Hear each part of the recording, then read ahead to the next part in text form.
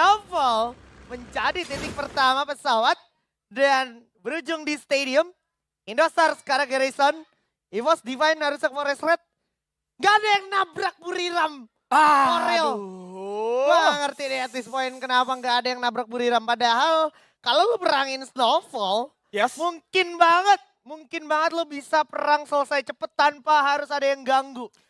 Dan perlu diketahui, Buriram sekarang punya banyak opsi dengan tidak ada yang menabrak.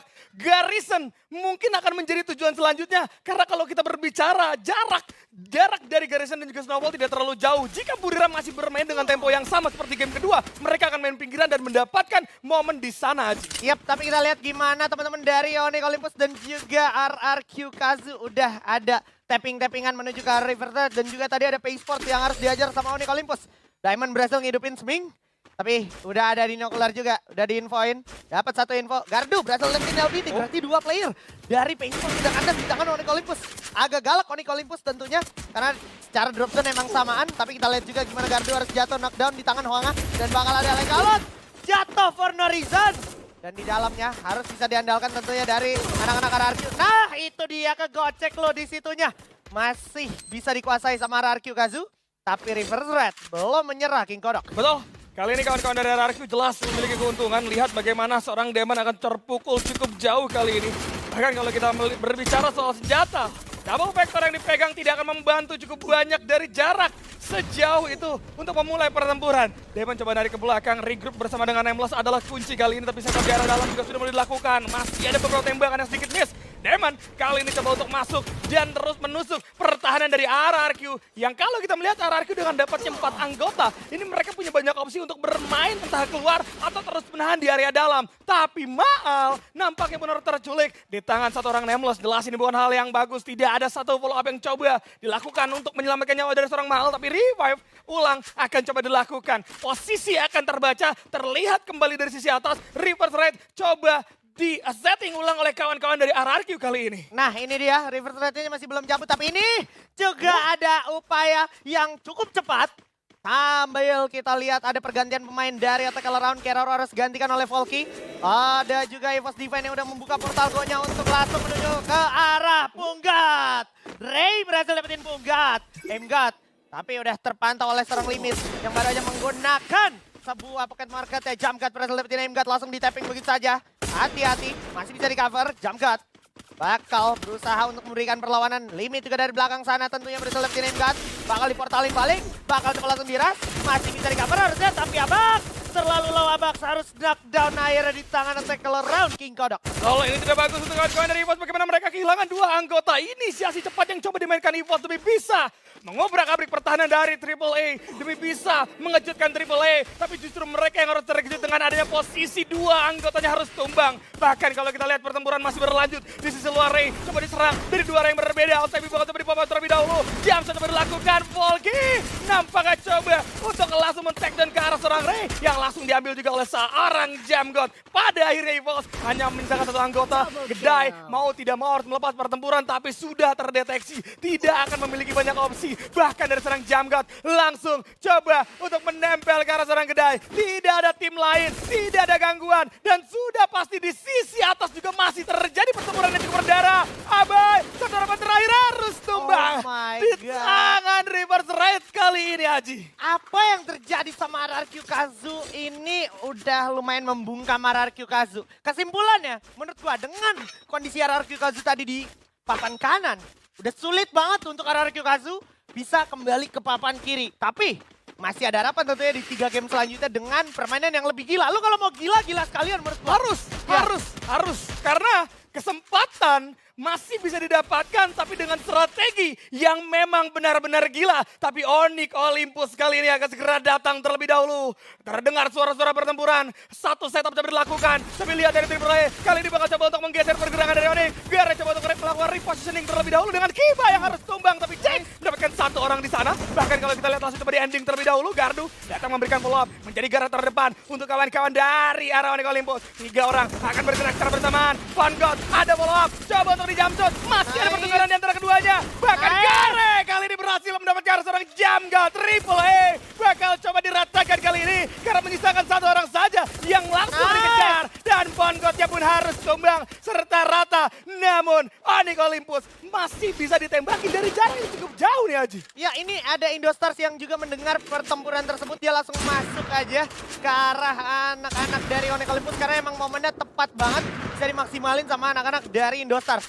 Untungnya satu player dari Onyx Olympus sudah terlanjur jauh, jadi harusnya nggak mungkin dipaksa untuk dikejar sama Indostars. Ini kita player yang udah di depan Indostars sudah pasti bakal dihabisin habis. Dan ini menjadi kesempatan untuk Indostars menyala juga. Mengingat di 2 game sebelumnya Indostars nih jujur nggak banyak mendapatkan poin. Ya jelas itu jadi hal yang bagus untuk kawan-kawan dari Indostar.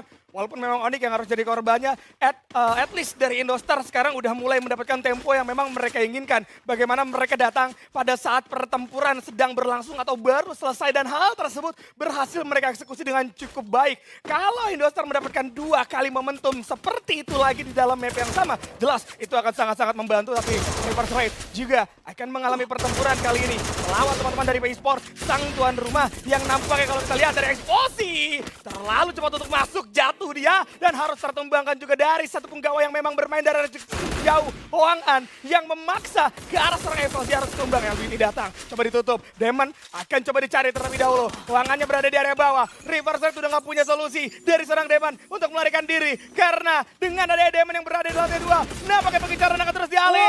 Riverside harus tumbang di posisi ke-11 kali ini. Wow, kali ketiga Reverse Red gak cukup bisa bicara banyak.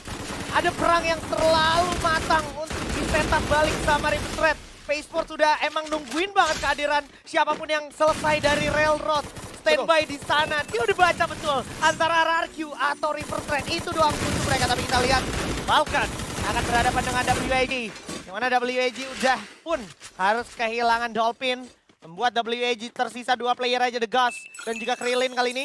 Udah kelihatan juga ada yang lari depan mata dari seorang Peter, membuat teman-teman dari tim Falcon mendapatkan lampu hijau untuk masuk lebih dalam ke reverse mode. Dan tadi tuh kita bisa lihat banget gimana PI Sport itu belajar dari pengalaman. Yes. Dia tahu ini di atas dengan kondisi pesawat dari Snowfall, udah pasti orang yang di dock nggak mungkin langsung di dock di Railroad dulu. Betul. Dan dia baca itu dengan sangat luar biasa. Pun tadi dia sempat early fight sama Onyx Olympus di base camp, itu nggak bikin dia hilang akal. Oke, kita tetap harus nungguin orang yang kelar dari Railroad di depannya. Iya. Dan alasan Onyx untuk turun adalah karena memang ternyata PI Sport gak rata secara penuh. Betul. Sehingga PI Sportnya gerak ke atas, Onyx yang gak mau maksa, Onyxnya gerak ke bawah. Betul. Memang sama-sama dapat keuntungan. Tapi yang lebih untung jelas PI Sport karena tidak perlu kehilangan siapapun. Dan hal tersebut membuat PI Sport sekarang cukup nyaman untuk ngamanin map atas jauh lebih luas lagi. Dan opsinya akan jauh lebih banyak berbanding dengan Onyx Olympus yang justru sekarang harus kewalahan. Kita melihat tadi sempat ditumbangkan juga oleh para penggawa dari Indostar. Dan kalau kita lihat juga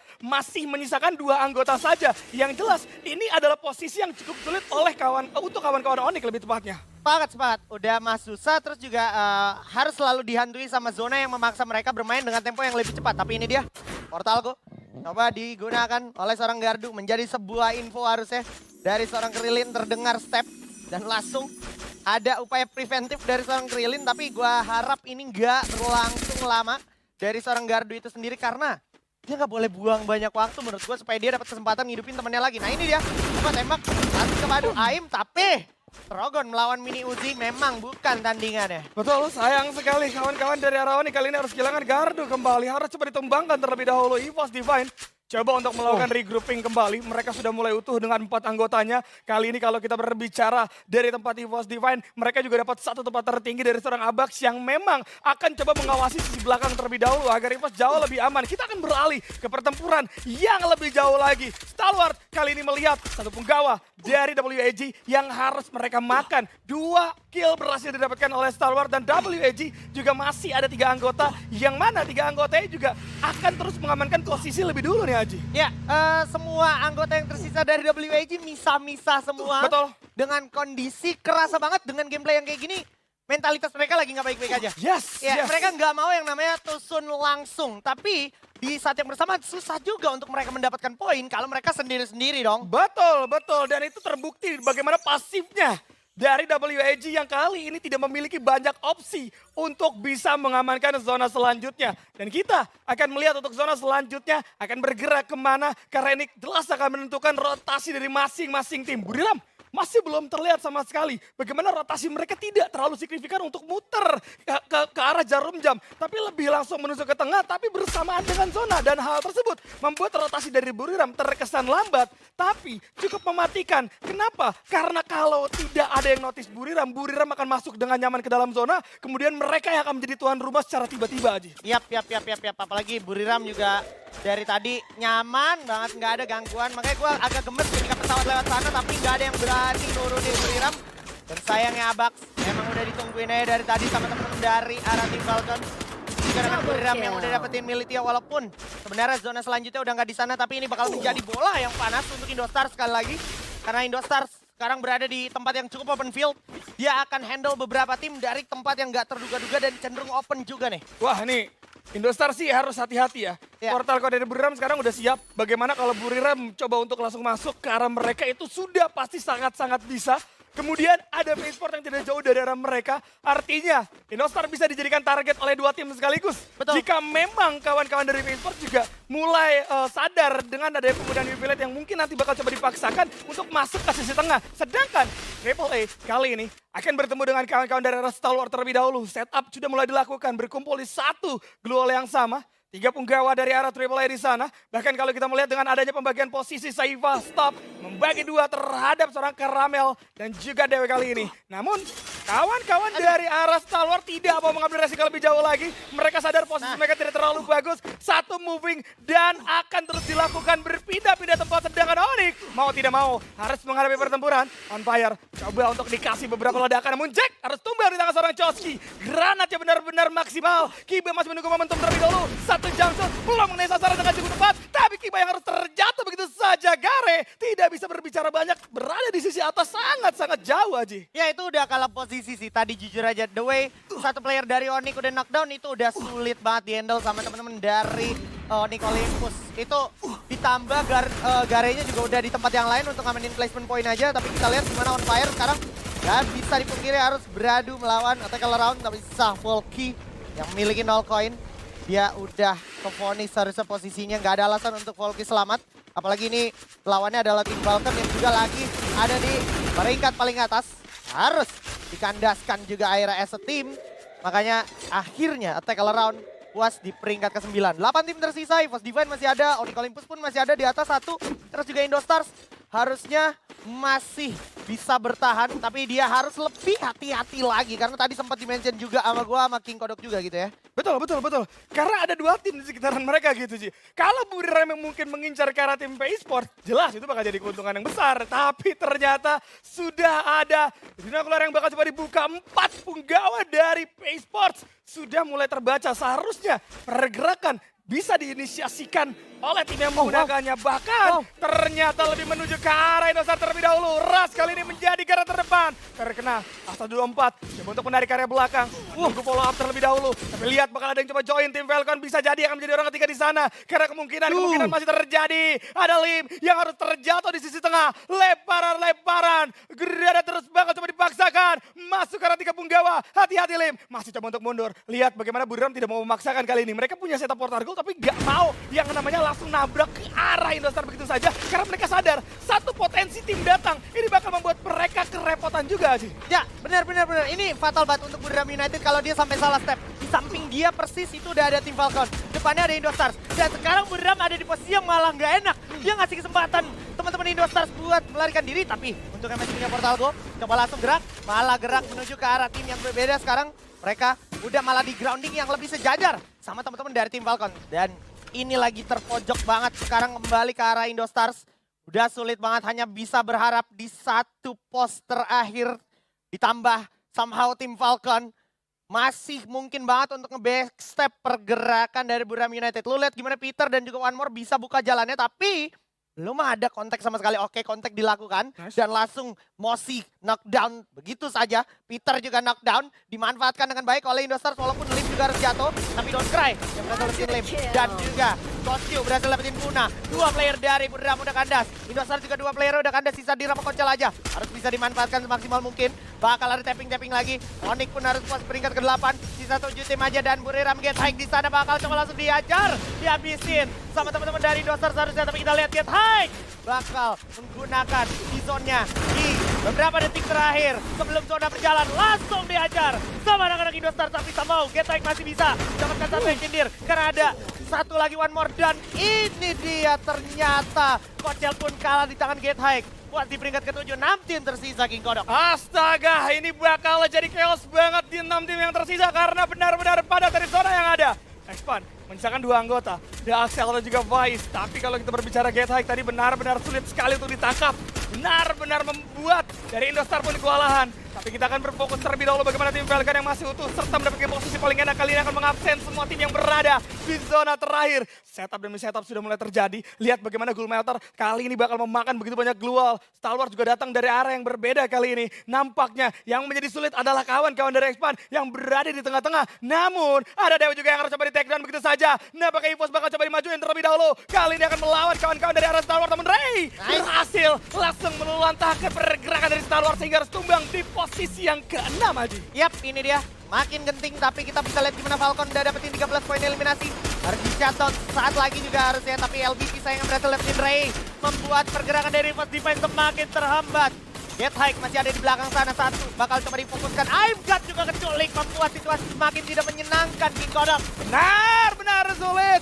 Bahkan EVOS pun harus tumbang di posisi yang ke-5. Bukan hal baik, bukan hal bagus, tapi 4 tim yang tersisa atau 3 tim kali ini ternyata cukup alot juga karena Buriram juga harus tumbang di posisi yang ke-4. Sports kali ini akan masuk dari arah yang berbeda di sisi kanan terlebih dahulu membagi 3-1. Expand yang berada di sisi tengah juga masih coba untuk menggunakan satu stevie kali ini demi mengamankan posisi. Falcon tidak sadar ada Expand di bawah mereka sehingga Expand kali ini tidak bisa dijadikan target terlebih dahulu. One More dan juga On Fire sudah mulai bergerak menusuk ke area tengah. Bagaimana 3 tim kali ini cukup sabar antara satu sama lain. Labirin Glual sudah mulai terjadi antara satu sama lain juga. Nero dan kawan-kawan bergerak masuk. Expand yang coba ditabrak terlebih dahulu. Vice Shatter takedown. The Axel juga bakal coba dicari. Namun lihat bagaimana tim Falcon kali ini akan melakukan rotasi searah jarum jam. Membuat Sport pun terkurung, terincar. Dan The Axel yang berhasil lolos begitu saja. Sport mau tidak mau harus masuk. Tapi lihat perubahan rotasi yang dilakukan oleh tim Falcon. Membuat dari serang The Axel pun harus rata. 4 versus 4 terjadi. Masih ada stacking. Bakal coba untuk di jump shot. Masuk sendirian On Fire. Cukup gegabah. Membuat dirinya pun harus tumbang. Tapi Nero membuka jalan terlebih dahulu. Choski berhasil coba di take down. One More juga harus menghilang. Peter akan menjadi target utama. Sport lagi-lagi nyayur. Sport lagi-lagi mendapatkan pundi-pundi poin eliminasi yang benar-benar banyak. Sport mendapatkan Booyah.